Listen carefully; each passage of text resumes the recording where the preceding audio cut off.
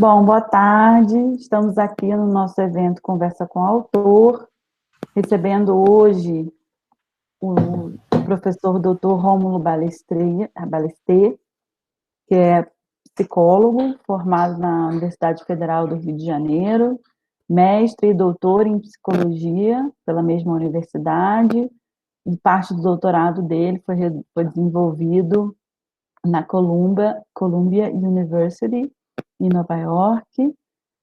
Atualmente, Rômulo é professor da Universidade Federal do Mato Grosso do Sul, campus Pantanal, e é pesquisador das áreas de psicologia social, psicologia política e história e epistemologia da psicologia. Rômulo, uma alegria estar aqui com você hoje para discutir o seu artigo em coautoria com Francisco Portugal, intitulado Olhar e Espaço, como heterotopia na pintura de Manet, uma leitura de Michel Foucault. Muito obrigada pela sua generosidade de estar aqui, compartilhando esse momento com a gente.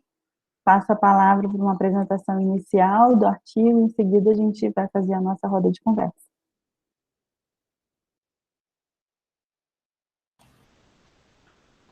Boa tarde a todos, a todas. Eu que agradeço, Juliana, a oportunidade de a gente conversar sobre um texto que a gente escreve, né, assim, fora do espaço da sala de aula que a gente está acostumado, assim, dos meus alunos, né. É muito interessante ver a leitura que outras pessoas podem fazer do texto, né, que nem sempre a gente tem contato, assim, nem sabe como é que as pessoas pensam, né? Nem sempre sabe como esse texto reverbera, né? Então, fico muito feliz pelo convite. E esse texto, ele saiu há poucas semanas e na revista Ciência e Profissão, né? Psicologia, Ciência e Profissão, mas é um artigo que já estava aprovado há 2 anos. Parece que a revista teve um pequeno contratempo aí com as questões editoriais, né, com corte de verbos e tudo mais, mas finalmente saiu.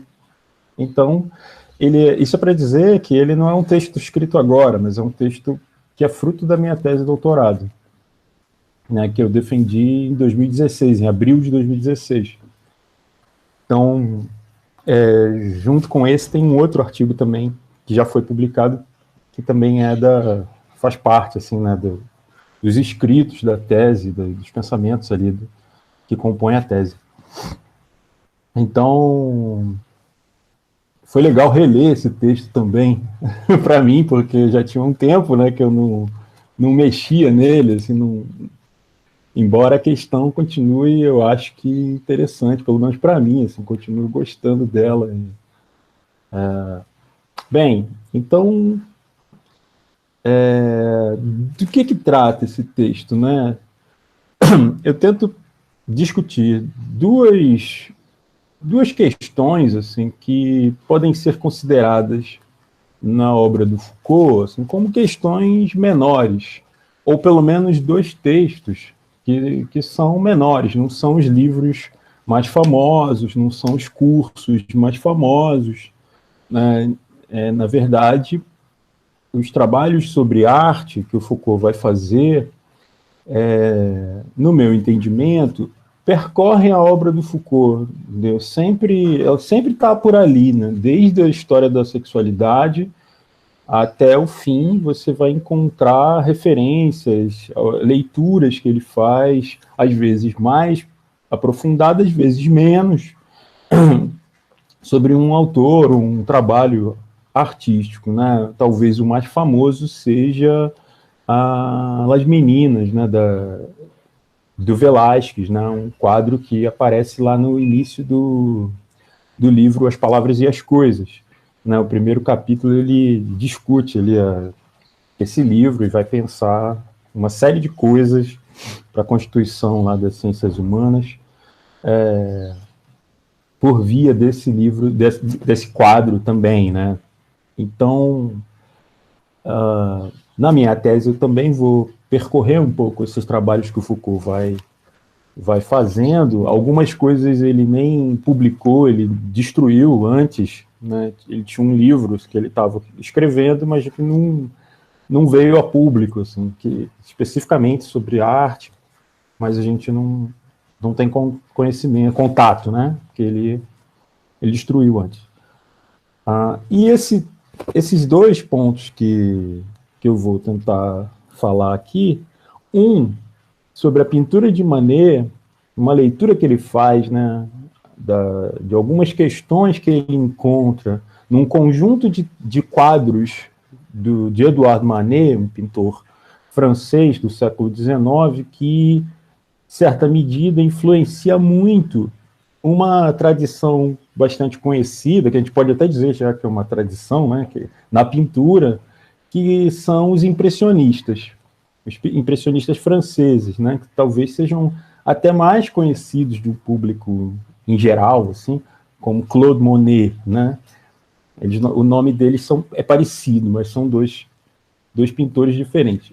Claude Monet é talvez o mais famoso, assim, no mundo inteiro, pelas suas obras chamadas impressionistas, né? E outros, né? Renoir, Cézanne, um certo conjunto de pintores que não tinham um grupo, porque os impressionistas nunca foram um grupo organizado, que se reconheciam, inclusive, né? Eram vários caras que tinham alguns traços em comum, assim, no seu interesse, né? Na maneira de olhar para a pintura e para as questões da arte de uma maneira geral.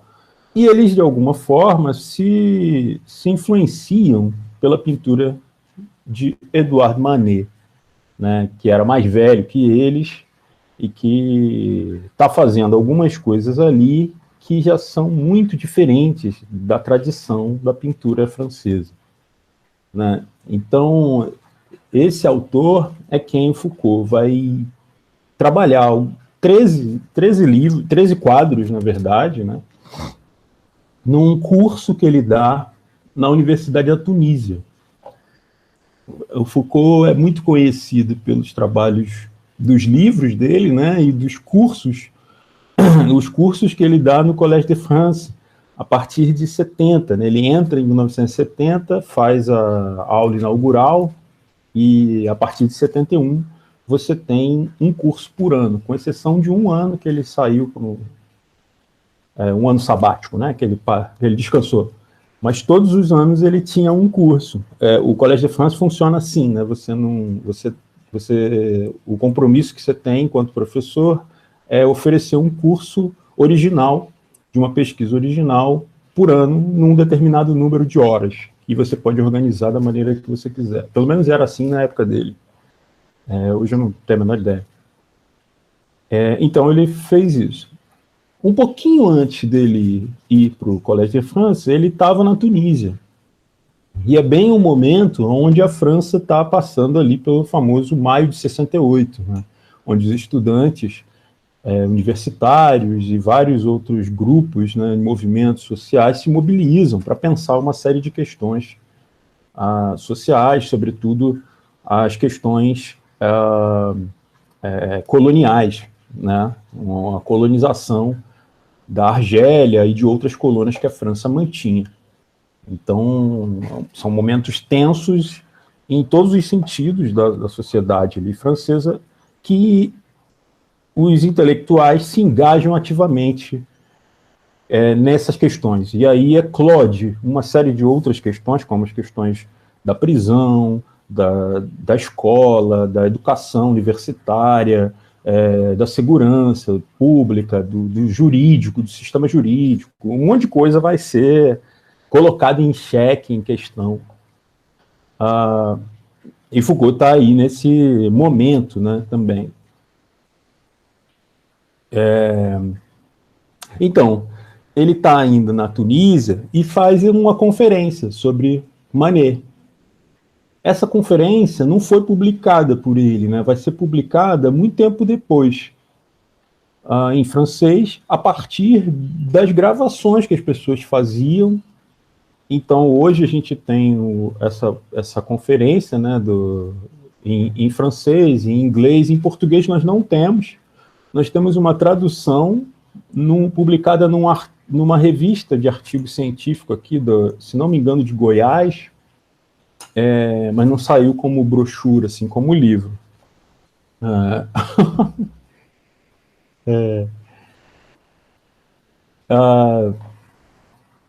Então, eu tenho a edição aqui em inglês, que é esse aqui.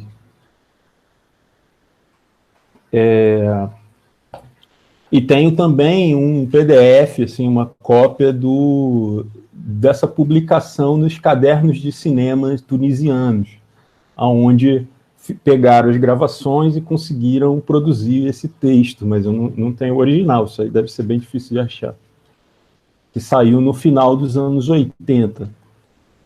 Então, estou fazendo essa apresentação assim, de coisas que não aparecem muito quando se estuda Foucault, nem sempre as pessoas usam esse tipo de material para tratar das questões, né? Isso eu observei na minha tese de doutorado, que na época que foi há 5 anos atrás, né, 4 anos atrás, justamente quando eu fui fazer o doutorado sanduíche em Nova York, na Colômbia,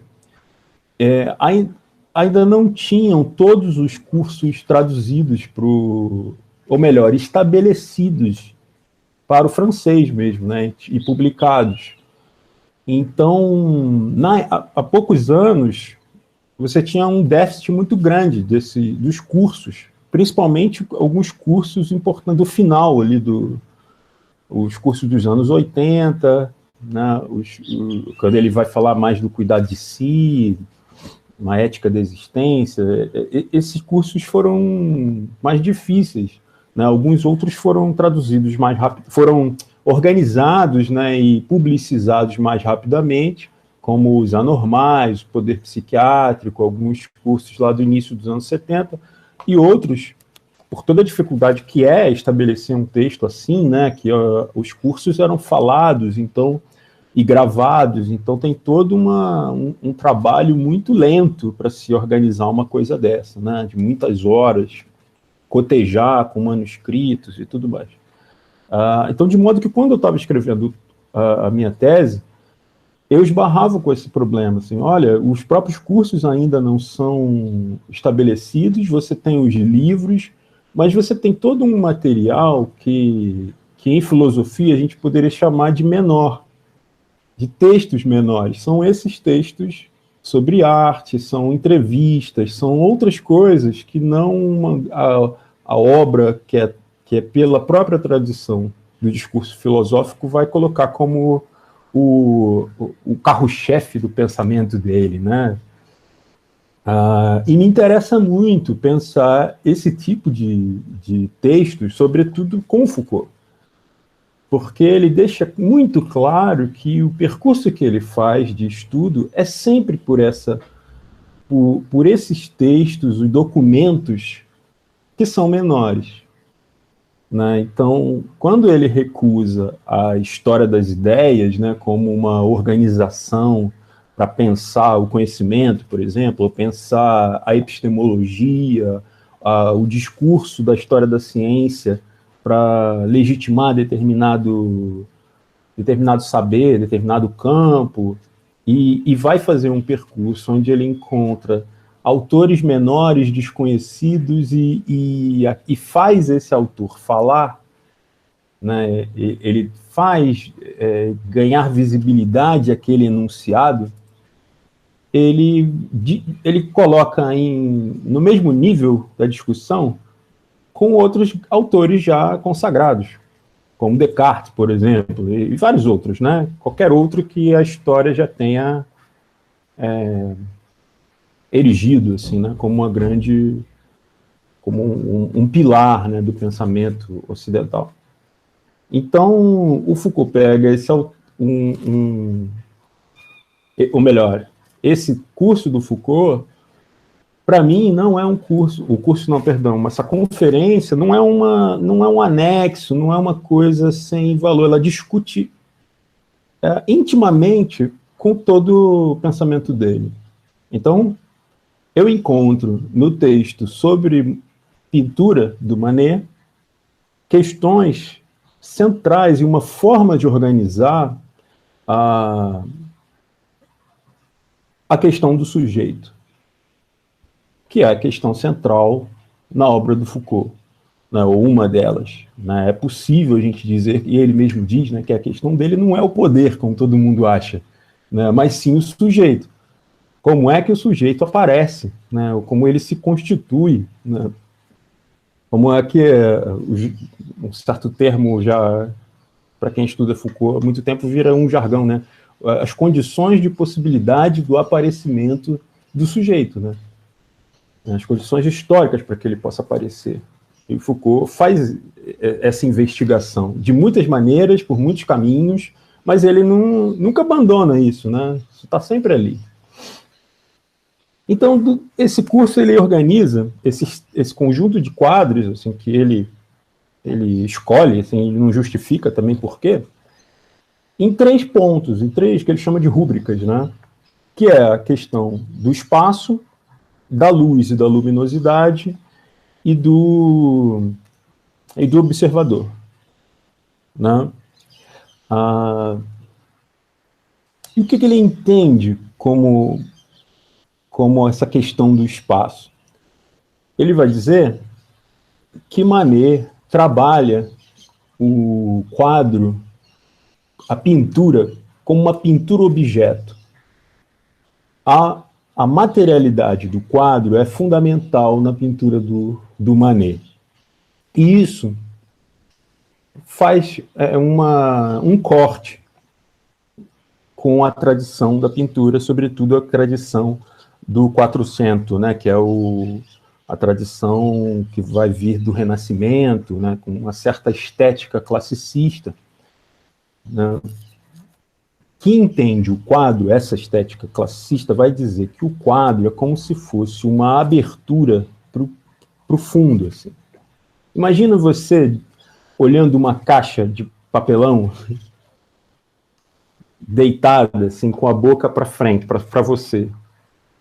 E o fundo da caixa tivesse a pintura. O classicismo vai fazer isso, ele vai pintar dentro de uma caixa. E o seu olhar de fora da caixa está determinado, ele está localizado num ponto. Tem que imaginar a caixa, entendeu? Se tiver uma caixa aí, pega. Facilita. Se olhando para dentro da caixa, a imagem está lá.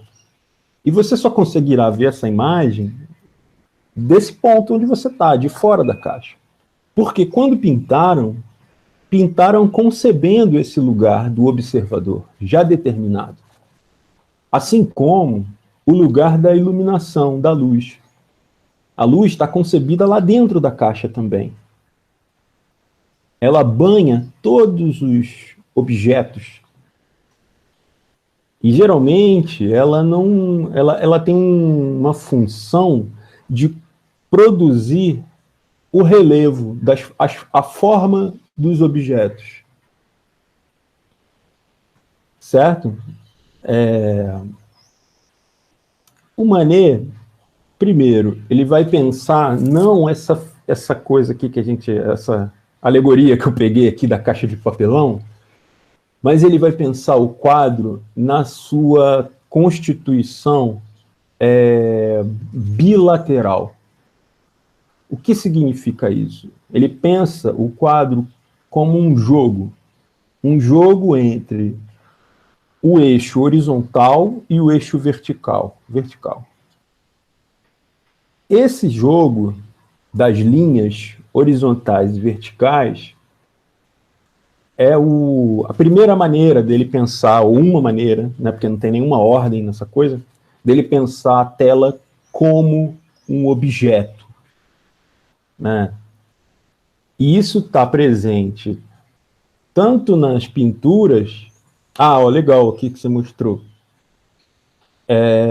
Ele vai fazer na própria pintura uma reprodução desse jogo. Né? Se vocês observarem aqui, você tem uma barra, né, bem grossa aqui, branca, né, como se fosse o chão da varanda ali, né, do mezanino, onde tem uns pezinhos ali, e uma outra que se constitui aqui também por trás dessa massa negra aqui, né, escura aqui, de homens de casaca, né, de terno. E a cartola vai também, o conjunto de cartolas aqui forma um bloco preto, né? Então você tem você não consegue perceber muito bem a silhueta, o relevo, não a silhueta, perdão, o relevo, as nuances das formas. O que você tem é um grande bloco, né? Um grande bloco situado nessa reprodução desses dois eixos, do eixo horizontal e do eixo vertical, né? Uma outra coisa que compõe, né, a própria trama da tela. Você falou que o grupo é trama, né? Base trama. A trama do tecido, a tela da pintura não somente as pessoas pintam em telas de tecido, pintam em tudo que outra coisa, né? Em afrescos, em parede, em qualquer coisa, madeira, metal. Mas é muito comum pintar em tela de tecido, né? De linho, de algodão cru, alguma coisa assim. E um tecido nada mais é do que um jogo entre horizontais e verticais, né? Que se entrelaçam para constituir a trama do tecido. Observem que o Manet está dizendo que, ou está se valendo, né, a partir da interpretação do Foucault, claro, né, o Manet não pensou nada disso e nem disse nada disso. Ele simplesmente pintou. Então a gente não sabe se ele estava pensando isso explicitamente ou é a conclusão do Foucault. Não me importa também, inclusive, saber se o Manet pensava isto, né, e quis deliberadamente fazer isto. Para o Foucault, vale muito mais o quadro numa discursividade. Por isso que tem valor para o Foucault. Muito menos a história do autor, né? A morte do autor anuncia isso, né? Eu fiquei pensando hoje, a conversa era uma conversa com o autor, e aí falei, poxa, mas o autor não está morto?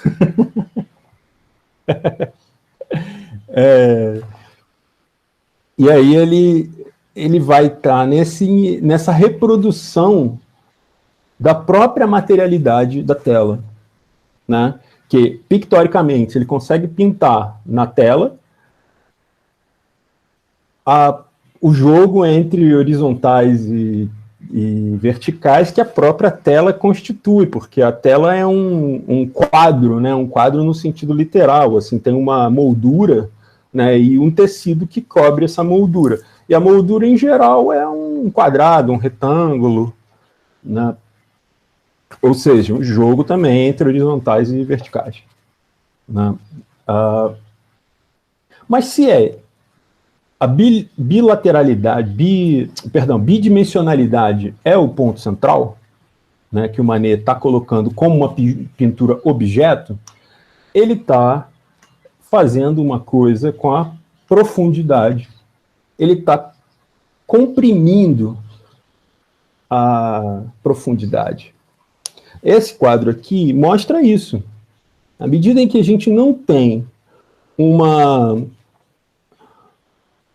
um delineamento mais preciso da forma e do relevo, o que você tem aqui é um bloco na sua frente. Então você não sabe dizer muito bem, estimar muito bem a distância entre a pessoa que está mais à frente e aquela coluna lá atrás. Você simplesmente vê um bloco ali preto, né? Essa compressão da profundidade na pintura é como se ele fizesse isso, ele empurrasse para a tela para a tela na sua materialidade bidimensional mesmo, entendeu? Como pega uma folha de papel. Assim. Se eu falei antes, né, que a tradição, de certa maneira, faz a pintura pensando numa caixa, a partir das ideias da perspectiva, né, dos estudos geométricos da perspectiva, então você produz uma profundidade como se fosse para dentro do quadro, né, como se ele abrisse uma caixa. Os primeiros estudos de perspectiva, eles faziam justamente isso, uma caixa mesmo, né? E pensavam camadas, né, também. Então, foi uma série de estudos de muita gente, né, no século XVI, antes do Albert, ou ao mesmo tempo que o Albert, quando ele lança o livro dele, talvez seja o primeiro, assim, mais organizado, né, que se chama Da Pintura, onde ele vai estabelecer certas bases para a pintura e as bases fundadas numa certa ótica, né, geométrica, uma geometrização do espaço pictórico, né, dado pela perspectiva. Manet está fazendo uma coisa radicalmente contra isso. Porque ao invés dele pegar o fundo da caixa e pintar, ele trouxe o fundo da caixa e colou na parede ali, nas costas da tela. Então a tela, para o Manet, o Foucault reconhece que de várias formas ele vai acentuando essa natureza, objeto da tela e da própria pintura, né? Pela trama do tecido, pela reprodução da própria tela, da moldura da tela, do jogo entre verticais e horizontais, e pela compressão do espaço. Quando ele faz isso, ele aponta para a gente que algo que é bidimensional, ele tem um lado e outro lado, que é chamado recto e verso. Então, uma folha de papel, assim, tem um verso e um recto. Né? O recto é para quem olha, e o verso é o que estaria atrás. Diferente de uma caixa, né? Ou diferente de você pintar tentando representar essa tal profundidade. Então, em certa medida, ele vai analisar um monte de quadros e encontrar uma regularidade discursiva nos quadros do Manet, nesse primeiro ponto. O segundo ponto, a segunda rúbrica, né, que ele analisa, é da luminosidade da luz. Se na tradição você tem a luz incorporada e previamente pensada também dentro dessa profundidade representada, o Manet vai pintar alguns quadros com uma luz que bate, que atinge a própria tela em cheio, perpendicularmente à tela. O Foucault diz que é como se tivesse a tela aberta, a janela aberta, e a luz iluminasse a tela. Entenderam? E não a representação de uma luz naquele objeto pintado, no interior da tela. Você não tem mais o interior da tela, né? Porque a tela, se ela é bidimensional, não tem interior. Pelo contrário, você tem um fora da tela, né? E essa luz está fora da tela. Imagine um retângulo, um quadrado diante de você, e você ilumina esse quadrado, esse retângulo, perpendicularmente.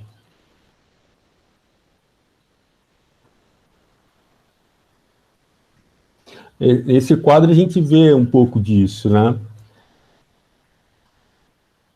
Tem um outro que eu acho que é melhor, que está lá embaixo, que é...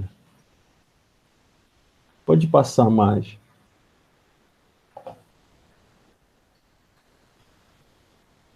que é o Almoço na Relva. Depois a gente volta nesses. Acho que é o próximo. Depois desse agora. Ó, mais um. Ali, passou. Esse aí. Esse aí, ele tem isso que eu estou falando para vocês, e algo mais que deixa o quadro mais estranho. Que ele tem aqui uma luz que não dá muitos contornos para essa figura iluminada dessa mulher nua, praticamente no centro, né, da tela. Você não tem um grande delineamento das formas ali, do relevo do corpo dela. E olha que coisa curiosa, o arbusto e a árvore que está logo imediatamente atrás dela, se é possível a gente dizer isso, está muito escuro. Então a luz que deveria atingir num sentido clássico, deveria iluminar os arbustos também, mas não ilumina. E em outra posição tem uma outra luminosidade iluminando uma mulher lá, não sei se está atrás, um pouco atrás, mas a gente ilumina ela e não ilumina o resto. Então é como se fossem spots específicos iluminando, não por dentro da tela, mas iluminando a própria tela.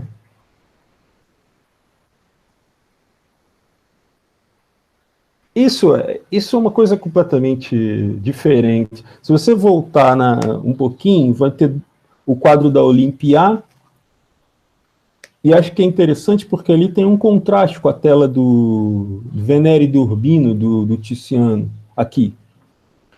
Aqui você tem um quadro dessa tradição clássica e o outro do Manet, que é uma certa leitura, né, do Tiziano, mas uma leitura totalmente autoral, né, que talvez deixe mais claro isso que eu estou falando. O quadro do Tiziano, você tem uma iluminação que cai levemente aqui no corpo dela, da esquerda, do alto, para dentro da tela. Vocês conseguem ver isso? Então faz com que as formas do corpo fiquem muito mais modeladas, se você comparar com a Olympia, do Manet, o quadro ao lado. Que a luz está em outra posição. Ela está perpendicularmente ao quadro, à tela. Acompanham isso? O que faz que comparativamente, você não tenha o mesmo relevo, né, das formas do corpo. Você tem um corpo muito mais chapado, assim, com menos nitidez das formas do que a Vênus, a Venere de Urbino, do Tiziano. Certo? Esse quadro Olympia causou um escândalo, né, na época. Na verdade, as obras do Manet causavam muito problema, né? Porque na época a pintura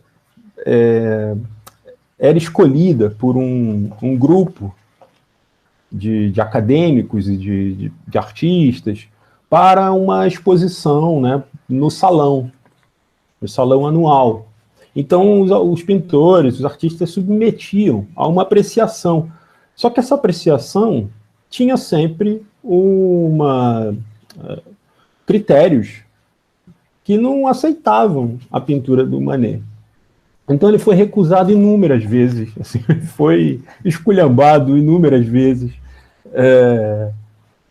E esse quadro, ele causa um problema, assim, né? Que o Foucault vai entender um escândalo, o termo que ele usa, que Foucault chama. Mas ele diz que não é um escândalo moral, é um escândalo estético. Por quê? Esse escândalo estético ele está ligado à iluminação desse quadro. E, portanto, a nudez. A nudez da mulher aparece a partir da iluminação, que, se está colocada perpendicular à tela, está justaposta ou sobreposta à posição de quem observa o quadro. Então, a iluminação, o ponto da iluminação, pode se confundir com o ponto onde o observador está. Então, é o olhar do observador que desnuda a mulher no quadro. E não... isso é além de ter outros traços nesse quadro, é um quadro muito complexo. Assim, né? Ele tem uma mulher negra vestida de branco, trazendo flores. Tem um gato preto aos pés da cama. Enquanto o outro tem um cachorrinho, né, fofinho. O outro tem um gato preto. Uma mulher que não parece, que parecia muito mais uma cortesã do que a representação da beleza. A cortesã em que sentido? O sentido de uma mulher encarnada. Então ele não está pintando os ideais da beleza, ele não está representando os ideais da beleza, ele está pintando uma mulher, e eventualmente uma prostituta, no século XIX. Então, e quem desnuda essa mulher pintada, ou a nudez no quadro, é o olhar do observador. Então é você diante do quadro, o seu olhar se encontra e promove a nudez. Isso é escandaloso. Porque não dá para dizer que a nudez é dela, né? A nudez tem você como ligado, né? Totalmente ligado. A nudez não se dá por ela só. Então aí, a iluminação, ela liga esse outro ponto, que é o ponto do olhar. Se você, Juliana, se você puder voltar nas telas lá a Estrada de Ferro, Le Chemin de Fer, ou da mulher servindo a caneca de cerveja também, essas duas telas colocam o olhar, essa aí, por exemplo, o olhar naquela dimensão da materialidade da tela que eu tinha falado, né? O olhar dela, ela não olha para nada que está dentro da tela, ela olha para alguma coisa que você não consegue ver o que é. Assim como o homem que também está aqui pintado, você também não sabe o que ele está olhando.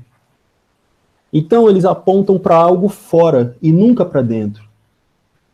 Ele aponta de alguma forma para um espaço no qual você pode estar, você enquanto observador,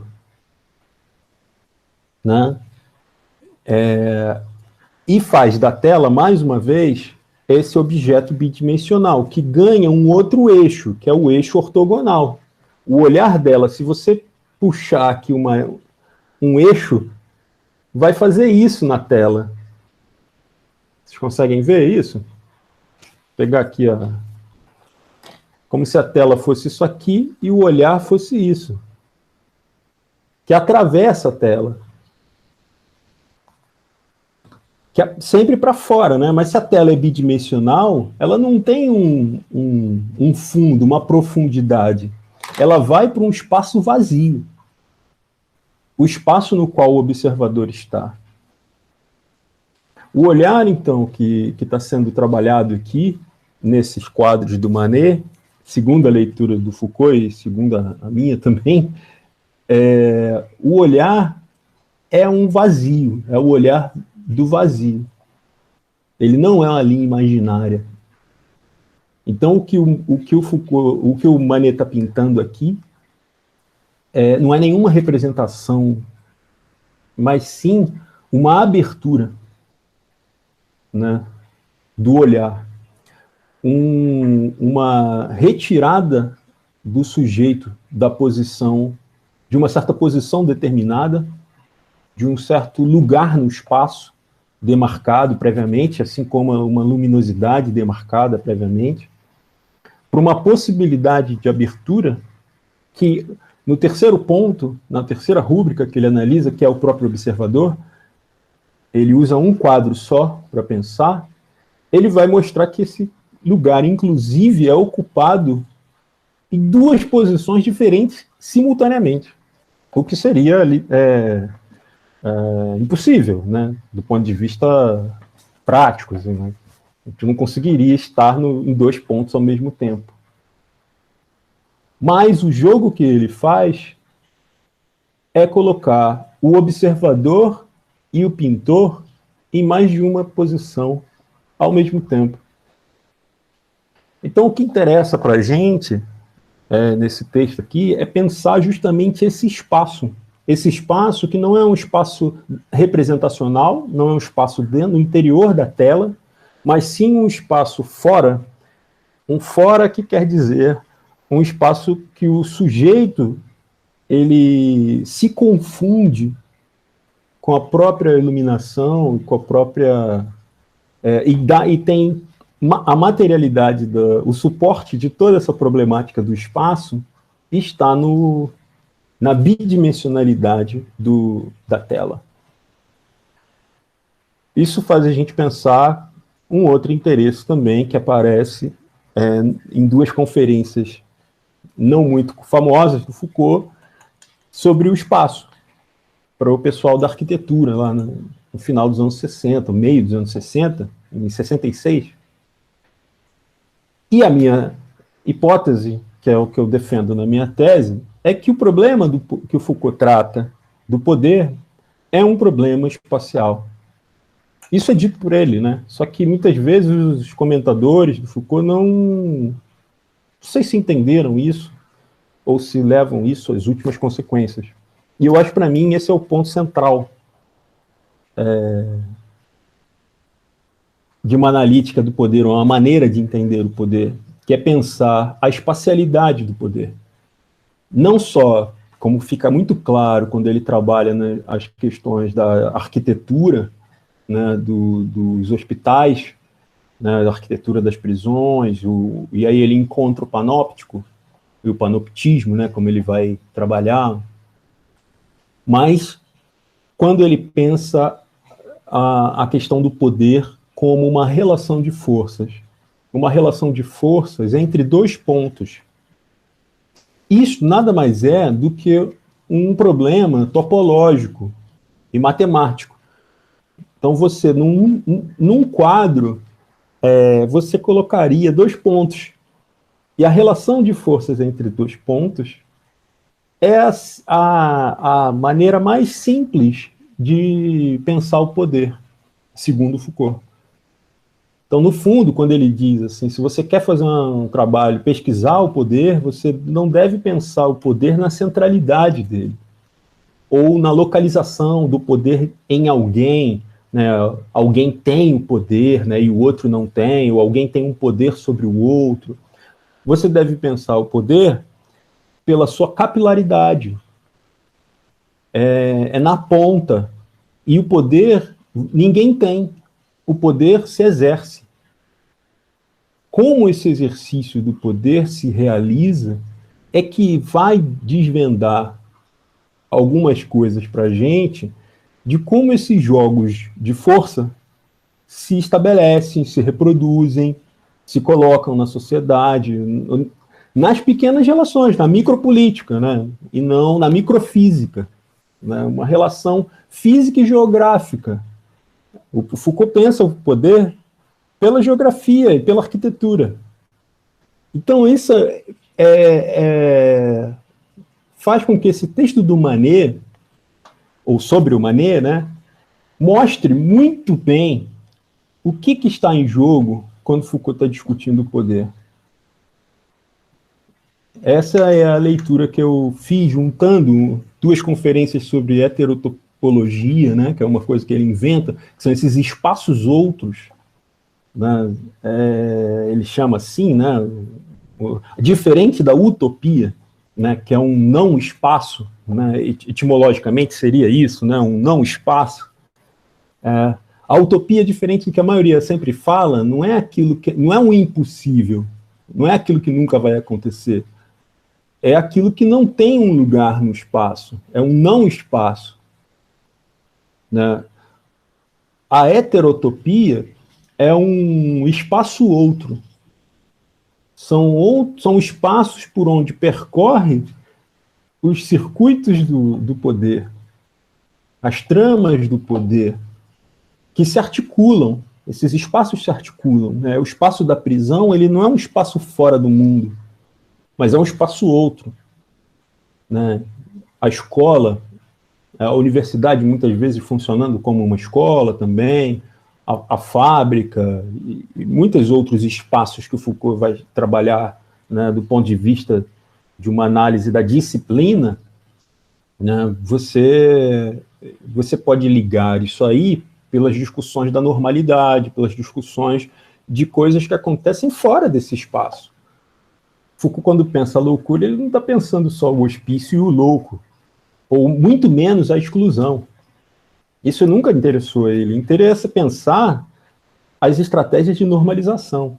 E a normalização não é feita dentro do hospício, é feita fora. Se normaliza quem está fora do hospício, e não quem está dentro. Né? Quem está dentro já está submetido a um esquadrinhamento ali completo. Agora, os efeitos disso atravessam a sociedade de uma forma ampla, silenciosa, e acho que esses efeitos aqui a gente precisa pensar, continuar pensando. Acho que esse cruzamento que eu fiz aí foi tentando potencializar um pouco essa análise, né? Tentar trabalhar um pouco o campo da discussão, que é o campo do poder e do sujeito, né? Da posição do sujeito, que no caso aqui da pintura muitas vezes pode ser chamado também de observador, né? Ou tem um jogo com a noção de sujeito, que é um problemão, né, na nossa área, na nossa vida, assim, enquanto psicólogos, psicanalistas. Assim, sujeito nunca é historicamente, na tradição do pensamento, não é uma coisa só, nem uma coisa simples da gente entender, né? E isso dialoga com o observador nessa maneira de pensar, e tudo isso dentro dessa lógica de uma posição em relação a outra posição, e as forças que se estabelecem entre elas. É isso, acho que eu falei muito mais do que 20 minutos, né? Mas acho que é isso. Não sei se deu para entender, se está muito confuso. Queria ouvir vocês, assim, acho que é legal a gente conversar, assim, poder trocar aqui as impressões que vocês têm do texto, da minha fala também. E agradeço de novo a paciência de vocês de lerem o texto e estarem aqui para que a gente conversar. Sensacional, Rômulo. Adoramos.